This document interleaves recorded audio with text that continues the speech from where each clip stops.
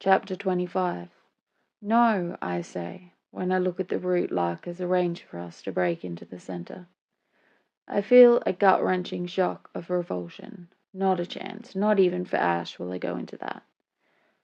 I know you don't mean that, Lark says. My head and heart don't, but my nose and gut do. But I press my lips together. I wish I could do something not too obvious to stop up my nose, and stand stoically looking over the huge underground reservoir that seems to contain the human waste of all of Eden. We're underground, having travelled by conduits where Eden's water flows. Up until now it was what Lark called grey water, liquid that had been used for showering, washing dishes, brushing teeth. It wasn't exactly clean, but it wasn't disgusting. This, however, is something that was shunned from the inner circle toilets. This is part of being human, Lark says philosophically, especially when lots of humans live together. Rich or poor, bodily waste all smells the same. Lachlan looks just as calm at the prospect as I try to pretend to be, but he's quick to voice an objection in his usual sardonic tone. If all goes well, we hope to not meet anyone the entire time we're inside, he tells Lark. But in my experience, things rarely go as well as they should. Failing that, we hope, with her father's ID, to be able to pass as employers or messengers to a cursory glance. He sniffs deeply. Do you really think anyone will buy our cover story for a second if we lurk around the most important, most secure places in Eden, stinking like a sewer and covered in feces? Lark flashes him a disdainful look. You really don't have a high opinion of my covert skills, do you? Oh, that's right. We edges are just dabbling dilettante do-gooders. She presses at a section of the wall, and a door pops open. Inside are several sterile, full-body contamination suits, along with the disposable full-face masks. I look at them dubiously. They don't seem watertight. Don't worry, they shrink to fit, and then make a biofuse once you put them on. There's a built-in rebreather with enough for at least an hour. Nothing is breaching that. At least nothing floating in there. When you get to the other side, you can strip them off and shove them somewhere. And if we have to leave this way too, instead of the main entrance, Lachlan asks. There will be more on the other side. They're everywhere. Every time something goes wrong or gets clogged, someone has to dive underneath the sludge. It's actually a very efficient system overall, just not one that takes human dignity into consideration. My father used to have this job before he got promoted. Now he just decides when someone else has to do this job. Well, and we'll come up right underneath the center, right inside, she says. There will be an access hatch. My dad has taken me all over Eden's underground. I can travel anywhere unseen, if I don't mind getting a little dirty. Most of the tunnels aren't bad, though. I wish we could about this. I wish we knew about this, Lachlan says. We have our own system, passageways left over from where the underground was first built. But we know nothing about the water and sewage system. When this is all over, would you be willing to share maps with us? Of course, assuming we live. I try to ignore that comment. You're not coming, I tell her, but no, both Lachlan and I say. You've done your part. I go on. You've risked yourself enough for us. No, not enough. Not enough. She's looking intensely at me. Ash is my friend. She turns to Lachlan, and Rowan is more than that. Lachlan raises his eyebrows at that comment, but luckily doesn't look at me. Despite everything else that's going on, I know I'm blushing at that statement. Rowan has the right to go. Ash is her brother. But you're just one person to give us away, to make a mistake, to get hurt, to have to leave behind. He pauses to let that sink in. To him, that's the expendable one. If he has the chance, she's the expendable one. If he has the chance to rescue anyone, it will be me, not her. You'll be on your own. She sighs, but knows she's beat. Instead, she busies herself helping us put on the underground hazmat suits. I look at the lake of foul sludge in distaste. Are you sure we can actually swim in that? She chuckles. It's just on the surface, about 4 feet of it floating in the layer on the top of the water. Once you clear that, you just have to swim. I suddenly see another obstacle I somehow never thought of. I've never been in water deeper or bigger than a bathtub. I can't swim. Luckily, you don't have to, Lachlan says. At least, not really. It only counts as swimming if you have to get to the surface to breathe. All you have to do here is not panic. You can do that, right? I remember the nano sand crushing me, filling my nose, my mouth, creeping toward my lungs. Will swimming be like that? Maybe not, but drowning will. But, right, I say, of course. I hope I don't let Lachlan down. I hope we both don't let Ash down. If I don't make it, will you go on and still try to save him? I ask Lachlan. I bite my lower lip tense. If I'm gone with my lens implants, my special undercover assignment, what motivation will he have for saving Ash? I keep misjudging him, but what do I know about people anyway? I won't let you not make it, he says with a light-hearted wink. But if you don't, I'll get your brother for you, or die trying. It makes it sound preposterously melodramatic, but I know what he means. Lark helps us into the suits, and even before I plunge into the sludge, I feel like I'm suffocating. The suit is made of some kind of biofilm that fuses seamlessly wherever the coated edges meet, sealing me inside what feels like a death chamber. When the mask goes on, I almost panic. The second my desperate breathing starts to fog up the full mask, Lachlan catches one of my hands, Lark the other, like they're in a race to be the first to soothe me. Their competition distracts me enough to make me stop worrying about the suit killing me. I stop hyperventilating and sigh in exasperation. That works, and I find I can breathe tolerably well, even inside my latest prison. Ready? Lachlan says. No, I say, not at all. He laughs, thinking I'm joking, and dives in head first, certain I'll follow him. That's what happens when you get a reputation for bravery, I guess. Is that how courageous people perceive? They do one brave thing and have to live up to their reputation ever after. It would be so much easier to be a coward, but harder to live with yourself. Alone, I turn to Lark. Something about being something has been nagging me in the back of my mind. You told me before you had something to tell me. What is it? My voice is muffled beneath the mask. 2 lines crease and then quickly smoothing between his golden eyebrows. It's nothing. It can wait. She flashes a brilliant smile and gives me a quick hug. I'll tell you later. Promise. Don't worry. I'll be looking after you too. What do you mean? She hesitates a moment with a secret little smile. While waiting here, of course, to help you if you have to escape this way. She touches my face, but it is remote through the hat mask.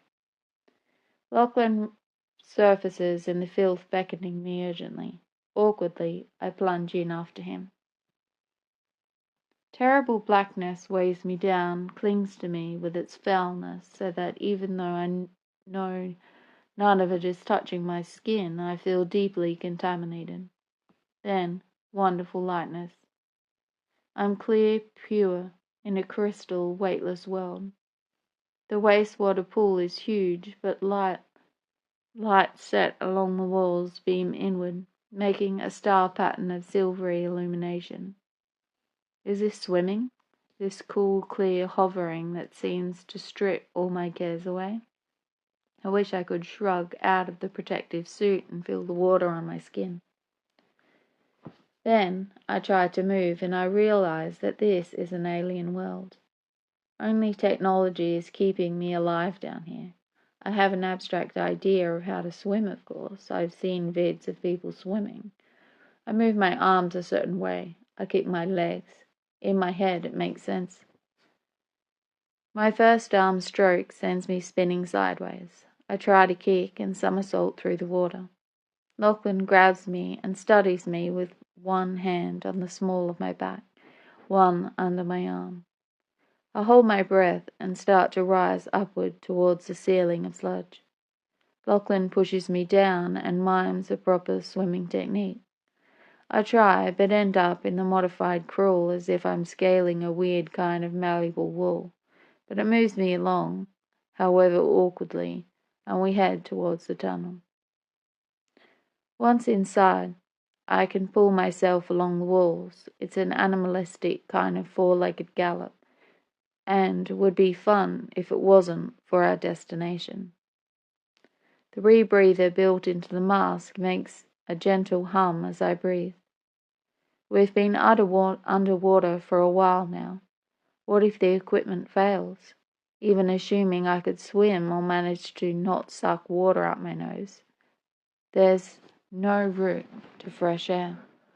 Finally, the tunnel opens up, and then up.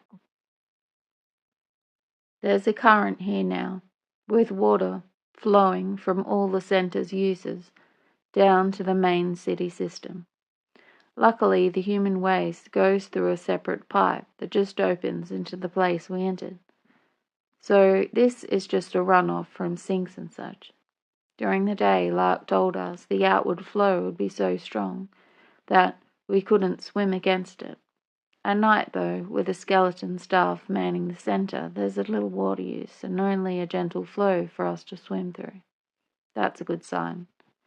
Fewer people for us to contend with.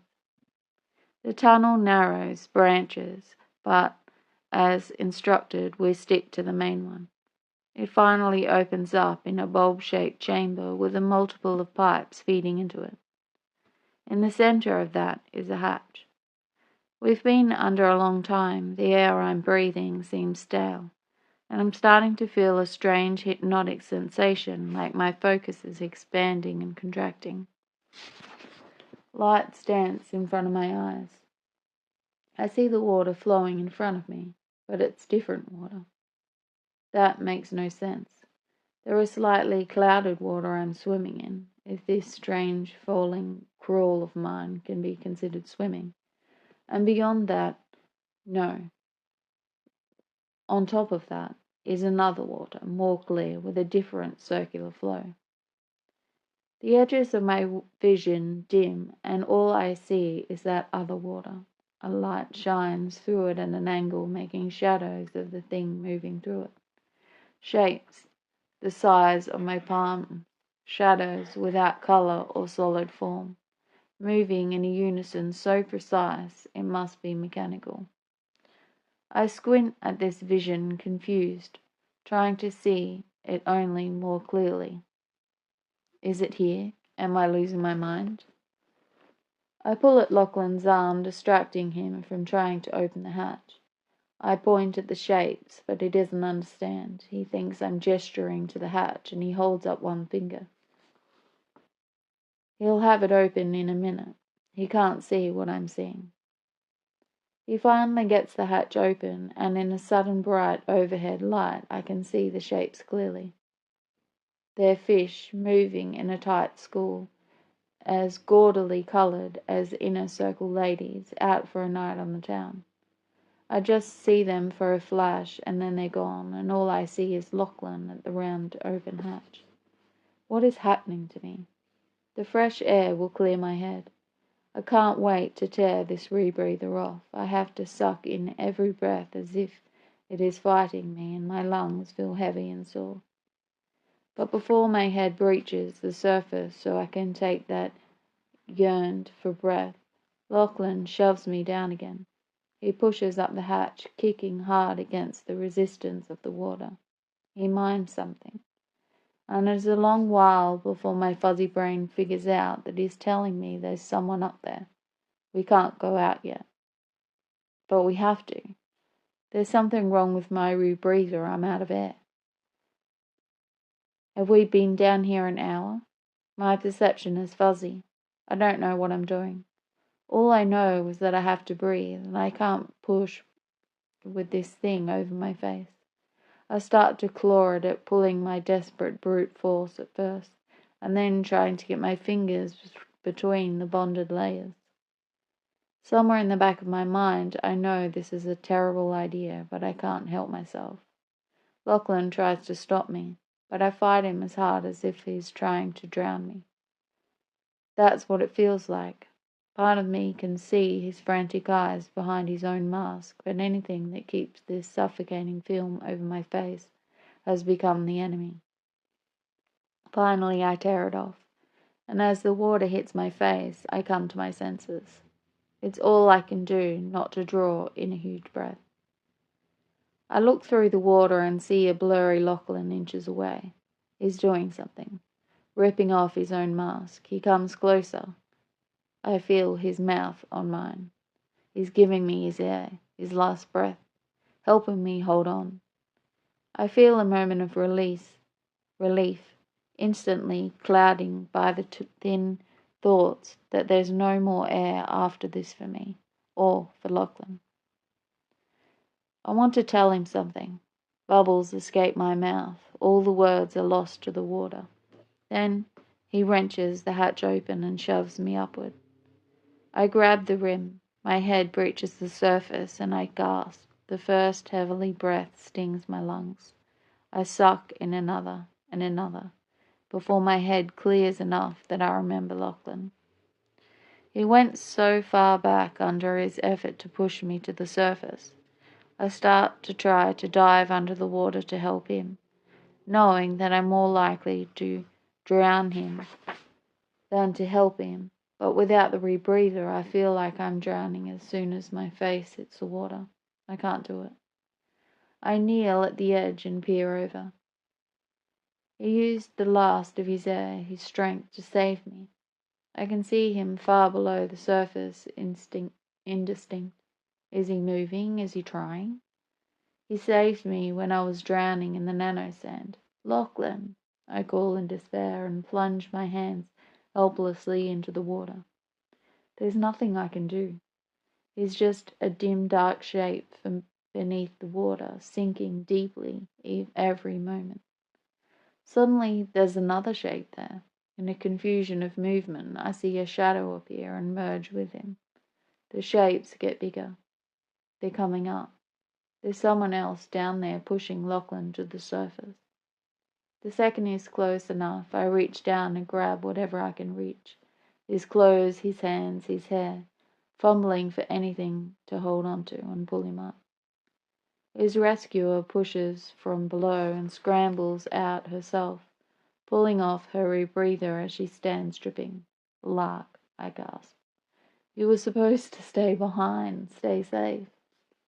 She gives me a soft smile. Do you really think I'd let you go into danger alone? I look down at Lachlan choking up water at our feet and want to say that I wasn't alone, but I let it go. She gives me a soft smile. Do you really think I'd let you go into danger alone? I look down at Lachlan choking up water at our feet and want to say that I wasn't alone, but I let it go. More quietly, Lark adds, It's my fault your mother was killed. It's my fault Ash was captured. I made the mistake of trusting someone, and now I have to win back your trust. Oh, Lark, I breathe. But there isn't time for more. Lachlan has struggled to his knees. He looks up at Lark, a strange mix of gratitude and hostility in his eyes. "You're not supposed to be here," he says. I can tell he's deeply embarrassed at having to be rescued. He's always been the fighter, the strong one. Lark just shrugs. "Well, I am here. Good thing, too." "You can't come inside with us," he insists. "You don't fit into our plan." "Luckily I have my own plan," she says flippantly. There is a row of lockers against the far wall. She takes out a sealed package, tears it open, and slips on a set of pale green coveralls. She hides her lilac hair under a cap and flashes an ID. "I'll pick you up some tools and the things I need in another supply closet, and be waiting for you right outside the holding cells. I won't be able to get any closer than that, but I'll be ready for anything." "You can't," Lachlan begins. "You can't be so close, or you'll be affected too. Wait for us near the lobby. We may need your help there. If all goes according to plan, we can make it out without anyone the wiser. I'm hoping not to involve Lark any more at all. After Lachlan, Ash, and I get out, she can slip out on her own, shed her disguise, and go home. I need her to be safe. I don't think I can go through with all the hard things ahead of me if I can't picture Lark in her bedroom, lying on the mulberry-colored bed, safe and secure. I latch onto this future, trying not to think about the in-between. After all, we only just made it inside, and we already almost died. "That's okay," Lark says. "I have a couple of tricks up my sleeve. If you get in trouble, I'll be able to provide a distraction." I envision her screaming to draw green shirt eyes, or even fighting. "Don't draw attention to yourself," I insist. She pulls the cap down lower. "No one will even notice me," she says with utter confidence. She looks exactly like an ordinary maintenance worker, so she might be right. My clothes are dry, thanks to the automatic seal on the exposure suit that bonded my hair as soon as the mask was breached. Most of my hair is even still dry. When I ripped the mask off, the hood section of the suit. "You can't be so close, or you'll be affected too. Wait for us near the lobby. We may need your help there. If all goes according to plan, we can make it out without anyone the wiser. I'm hoping not to involve Lark any more at all. After Lachlan, Ash, and I get out, she can slip out on her own, shed her disguise, and go home. I need her to be safe. I don't think I can go through with all the hard things ahead of me if I can't picture Lark in her bedroom, lying on the mulberry-colored bed, safe and secure. I latch onto this future, trying not to think about the in-between. After all, we only just made it inside, and we already almost died. That's okay, Lark says. I have a couple of tricks up my sleeve. If you get in trouble, I'll be able to provide a distraction." I envision her screaming to draw green shirt eyes, or even fighting. "Don't draw attention to yourself," I insist. She pulls the cap down lower. "No one will even notice me," she says with utter confidence. She looks exactly like an ordinary maintenance worker, so she might be right. My clothes are dry, thanks to the automatic seal on the exposure suit that bonded my hair as soon as the mask was breached. Most of my hair is even still dry. When I ripped the mask off, the hood section of the suit bonded instantly to the skin around my hairline. For a second, I marveled at the technology humans can create. How do we get to be so powerful but so destructive? With so much intelligence, couldn't we see the point past, which was Beggett's the other? We dress for the mission in the typical grey suits of the Centre Elite. The pants are slim, light, steel-coloured with the faintest iron-hued pinstripes. The high-necked, form-fitting jacket just a shade darker, layered over a black shirt for him, an iridescent, silvery mother-of-pearl for me. I don't know about myself, but he looks the very image of every young Centre official I've ever seen on the news vids, except for that scar on his face. That might raise suspicions. That, and the perpetually rakish look in his second child eyes. He covers them with green-tinted glasses, the kind that says he is popular with pretentious young bureaucrats on the rise. You have to look more serious, I insist, as I tie my own hair into a business-like knot on the back of my head. The colours like added are mostly hidden, and with a severe hairstyle I know I can pass for at least a few years older. He immediately assumes an intensely bland face. Better? I can't help but chuckle. My default mode around Lachlan, no matter how terrible the circumstances, we might have just come close to death. And capture, maybe worse than death, looms ahead of us as a very real possibility. But somehow he can always make me smile. Are other people like that? Somehow, I don't think so. How is it that he can always make me happy no matter how bad things get? I catch Lark watching our interaction, and I bent my head, flushing. When I straightened defiantly, what's wrong with having two friends? Why can't two people make me happy? I had so little for so long, I think I'm entitled to have both Lark and Lachlan without them getting prickly whenever I pay too much attention to the other. But now it's the time to dwell on it. But now isn't the time to dwell on it. I still myself, as I've learnt to do, and together we head up the long, narrow steps, first to the officials' sub-basements. There, Lark branches off from us, to gather the tools that will be part of her cover and then wait for us in the main lobby. She blows me a kiss as we separate. I see Lachlan try to hide a scowl. Lachlan and I then go to the data storage floors and finally to the ground floor, the headquarters of all Center Law and Security. We've made it so far without incident. My father's security card buzzes us through every barrier, and the first few people we've passed hardly glance at us. Lower down, I think most of the people were just trying to finish jobs that have taken larger than expected. I think most of the people were just trying to finish jobs that had taken longer than expected, so they could go home. There were maintenance types and lower-level data clerks who probably wanted nothing to do with what we appeared to be, powerful young officials on the rise.